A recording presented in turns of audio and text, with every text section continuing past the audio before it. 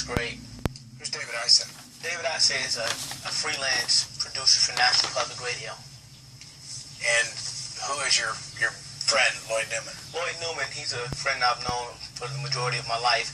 We went to grammar school together. We were known each other since the first grade, and I couldn't find myself who I knew very well and I felt comfortable with doing the work that we needed to do for Ghetto Life. When was the first time your documentaries ended up on NPR? They ended up in National Public Radio. It all aired March of 1993, Ghetto Life 101. What was the reaction? The reaction was stunning. It shocked people. It caused a lot of controversy. Why? People thought that David Isay, who was a white producer, had somehow made me and Lloyd talk to what we did. They thought that there was no way possible that we could have known the things that we knew at the age that we were, coming from the circumstances that we were. Where do you live in Chicago? Well, I live in a housing. I don't live in the projects, but I live a half a block away on Oakwood. And Lloyd lives in the Ivy Wells. Those who've been to Chicago know downtown Michigan Avenue, the big skyscrapers. How far are you away from all that? Probably 2 miles away. Which way, south? 2 miles south. Have you lived there all your life? I lived there all 18 years of my life. What's your family like? My family, I was raised by my grandparents and my mother. I have 2 sisters. I have my uncles.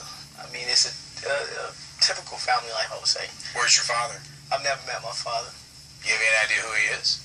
My mother's told me who he is, but I've never met him face to face, nor engaged in conversation with him.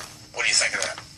Well, when I was younger, it upset me, but I'm older now and I have to roll with the punches. I can't, sit here and wonder about what might have happened if or could.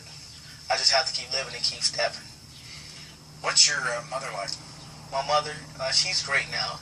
She had a few mishaps in her life with her mental illness, but she's doing great now. What kind of mental illness did she have? She was a manic depressive. Did you talk to her about that? Yes, I talked about her with her in the book and then on the documentary. What did you ask her? Just basic questions that I would ask whenever I got curious. And what would she tell you? She'd tell me the truth, the honest truth. Did she care that this was going to end up in a book like this? She didn't. She knew it was going to end up in a documentary. No one knew that it was going to end up in a book. Not even me.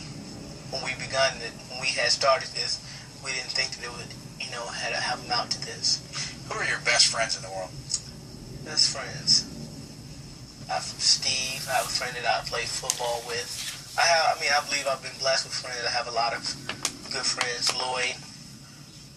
Where's Lloyd today? Lloyd's at home. He broke a growth plate in his knee, and he was not able to make it because the doctor felt it was unstable for him to walk on it. As you know in the book, it says that it's your voice mostly. Yes. Why yours and not his? I believe that I'm more a talker than Lloyd. I'm more step front than Lloyd. Lloyd is more of a quiet person. He's more of a seer. I'm more of a seer and a doer. Have you always been a talker? Majority of my life. Where did you get that, do you think? I just believe that I express myself very well, people allowed me to talk because I had something to talk about when I was younger. I would always engage in conversation with adults when I was younger. When I was 10, I would engage in conversation with grown men because I felt as though that was the only way that I could gain knowledge or gain some type of understanding of the world. Since I didn't have a father and my grandfather worked, that's the only way that I truly learned how I was and what a man was supposed to do and how a man, was supposed to survive. Who is this woman in this picture? That's my grandmother, Miss June Jones. And where is she today? She's in Chicago, probably with my nephew and my little cousin Bobby. What's she like? She was stern when I was younger. She's very nice, very lovely lady. And what role did she play in making you think what you are today? She played a major role. After my mother was declared manic depressive when I was about 4 or 5, and we were put in the state custody, me and my older sister, my grandmother, instead of letting the state of Illinois take us and make us, foster kids, my grandmother stepped in and she took over and she raised me and my sister under her care till from 5 to present day. What's your sister's name? My sister's Janelle. And how old is she? My sister is 21. She'll be 22 on July July 11th, I believe. How do you two get along? I'd say we're all right. We're not, a great sister and brother pair, but yeah, we get along. What does she do? I think she's going to school trying to get her associate's degree. She's trying to work and, provide for herself. Hey, you mentioned your friend Steve earlier. Yes. Why do you like Steve? Steve, he's like Lloyd, but he's more of a thinker. Me and him can dialogue. What do you dialogue about? Dialogue about everything. We dialogue about the world. We'll dialogue about books. We'll dialogue about people, leaders, philosophy, religion. We'll dialogue on a lot of things. You've got a glossary of terms at the beginning of this book here, if I can find them, and I want to ask you about some of these terms. Whose idea was it to put the glossary of terms on? I felt that it was basically all of our idea, because people, like, they have Ebonics and things like that. It's not saying that we're less educated from the community we come from, just that we dialogue in different terms. If you were to take a kid from Alabama and put him in Chicago, the dialogue is totally different from what he's accustomed to and what I'm accustomed to.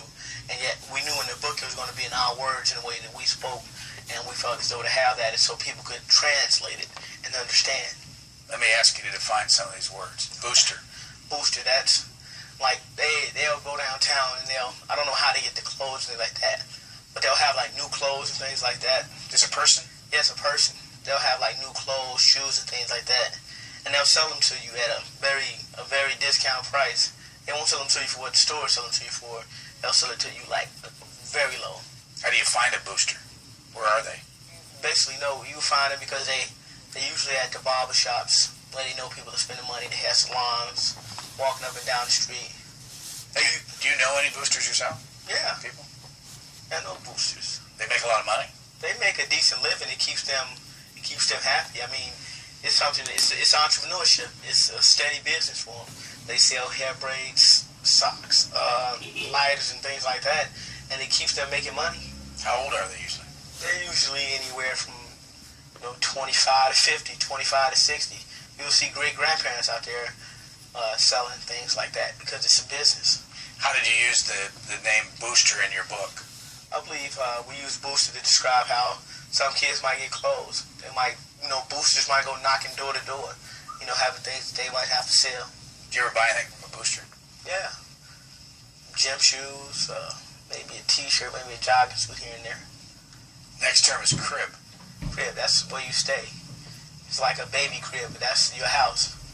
I'm going to the crib. What's your crib like? Crib is, Hey, what's yours like? Crib is all right. I got my own room. Everybody's happy. You by yourself? In the room? Yeah, I have a nice size room, TV, nice stereo. And if you've got time on your hands to do anything you want to do, what do you do? Usually lift weights. I like sports. I like athletics. I just like competitiveness. So I'll usually work out, lift weights. How tall are you? 5'8". How are those biceps? 15 and a half, 16 inches. Darrell Holmes. That's the high-rise Ida B. Wells apartments. Ida B. Wells. You know who Ida B. Wells was? Ida B. Wells was a black abolition, not a black abolition, but she was a writer in the South, and she was writing not free slavery yet, in Jim Crow and things like that, around 1900, 1910. She was a writer in Chicago as well as in the South, and she would write about lynching in the South. And what's named after her? It's a project. We call it a project. It's a lower income developments that were established in 1940 by the city of Chicago, and it was a great community then. Now it's developed into something totally different. What's different about it? It's a lot of gang activity, a lot of selling drugs, a lot of poverty, a lot of hopelessness. The next term is you said it was Darrell Holmes, and it's D-A-R-R-O-W. And what does that mean in connection with Ida B. Wells? Darrell Holmes. I don't know who Darrell is, but there are 14 stories. It's 4 of them.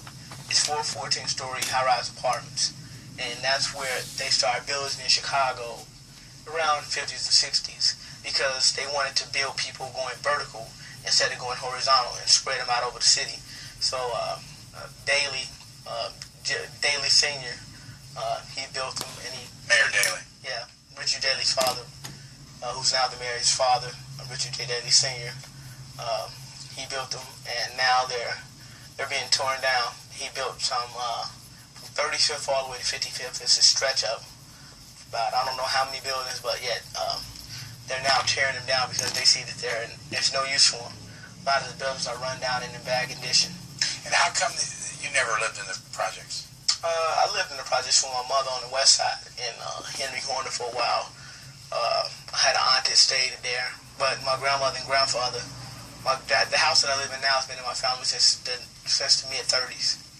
So my great-great-grandmother lived there, and the house just went down generation to generation. Do you feel any differently when you're in the projects versus where you live now? I mean, in your own head, do you feel better or worse? I mean, don't get me wrong, where I live is not a great situation, but it's a lot better than what most kids live in.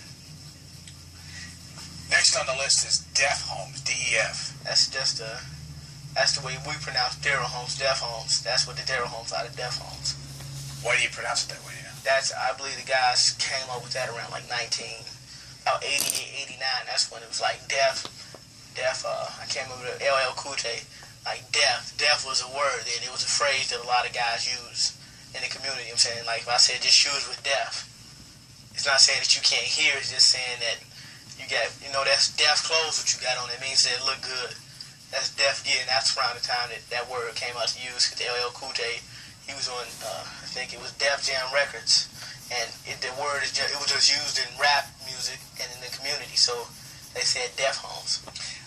If I were to hang around you and Steve and Lloyd and you were all talking the language, would I understand you? You would probably understand it depending on how we use it. Because, I mean, it's gestures. I mean, you would know how I'm using it. What kind of gestures? You would just know how. I mean, I could sit here and there's so many different ways to do it. Just know by the way we're acting on what I mean. It's a different way to say what I mean. It could be said many different ways. Are you happier using your own language that we've talked about here, or being like you are now? I wouldn't say that I know I wouldn't know one from the other, because when I'm around people that have to be distinguished, and I have to use the language that I'm using when I'm relaxed and I'm at home, then I use both of them. I don't see the transition. Next on the list, dummy bag. Dummy bag is like phony cocaine. It's like what? It's like they might take something that looks like cocaine or a rock or drugs, and it's a dummy bag. It's not the real thing. And a hype, that might be the next word, is a drug addict. A hype might buy it, and it's a dummy bag. It's not really drugs. It's a dummy bag, and they get money, and they go to the next spot. So they're really making money for selling something that's not real. What happens when you find out you've been sold a dummy bag? I know some people that have gotten killed for selling dummy bags. Have you ever had any drugs? I've never had to take them or use them. Never had to sell them either. You ever had any interest in taking them? No. I mean, I was curious about them, but it was never to the point where, I just went and did it. How many people have you known that have taken drugs? Numerous. What's the reason they give you for taking them? I believe some of them are just wanting to be accepted. Anybody tell you that they like it a lot? Some people like it, but they don't know the reasons for which they like it. They like it because everybody else does. It's a fad. It's a trend. How important is drug taking to people you know in their lives? I would say it's a small minority, but yes, they do it. They do it, casually at parties and things like that. If you took the drugs out of our society, or out of your neighborhoods, or whatever, different lives you lead, what impact do you think it would have on the country? I don't believe that you could do that. There's no way possible. Some people, that's the way they relax. If you go back in time, a lot of different cultures, in Japan and China, they smoked hemp and opium and things like that. And that's where the way people relax. I mean, if you take out drugs, then that means you have to take out tobacco, you have to take out alcohol, and different things like that. And that's the way people relax. That's the way I don't believe that it can be something done. On your list you have ENDS, E-E-N-D-S. That's money. You got some money in your pocket. Ends, you just got ends. Where did that word come from, do you think? I don't know where it comes from, but, ends, you got some ends. Is it hard to come by? 18? Do you ever have a job? Yeah, I know a lot of people that work. How about you? For me, I have a book. And I'm going to college. So that's my job. That's why I sometimes collect my ends. Is this your first book? Yes, it is. Is this your first job? No, it's not my first job. I worked with the organization No Dope Express. That was my first job. And where is No Dope Express headquartered? It's in Chicago and Atlanta. You get paid to work there? I do speaking things free for them, but in the summer I worked for them like my freshman year in high school. How'd you get into it? They came through my grammar school. They were like DARE. They came through and they did a workshop for about 6 weeks. And then how did you get in it? Me and the president of the organization had an altercation and an incident, and he saw that I wasn't going to bow down, he wasn't going to bow down, so therefore we found a mutual respect, and we ended up being very tight. You know, he's like family to me, and I'm like family to him. What's his name? Earl King. And what was your altercation? Over? I was in the classroom laughing because when I was younger, if you heard my CD Ghetto Life, you would hear that I had a very, I didn't have the deep voice now. I had a very childish voice, and I still have like a chipmunk laugh. I laughed like Alvin the Chipmunk. And so one day he had told me to stop laughing like Alvin the Chipmunk. So I got up in front of the whole class, and I said, you know, because he had called me Alvin the Chipmunk. I got up in front of the whole class, and I stood up and I raised my hand, and I told him, I said, if you call me by my name, Lee Allen Jones, you know, I believe that you would get a bit better response from me because my name is not Alvin the Chipmunk. And after he saw that I would stand up to him, he respected it. And then how did you turn that into working for No Dope Express? Well, that summer, I didn't have anything. All I was doing in the summer was playing baseball and running around the neighborhood. He would come get me and take me out, you know, go out to eat. His wife was working at a radio station in Chicago, a very prominent radio station there, and he would take me out there where she worked and take me around. And that's when I became fond of the organization and began working for the organization.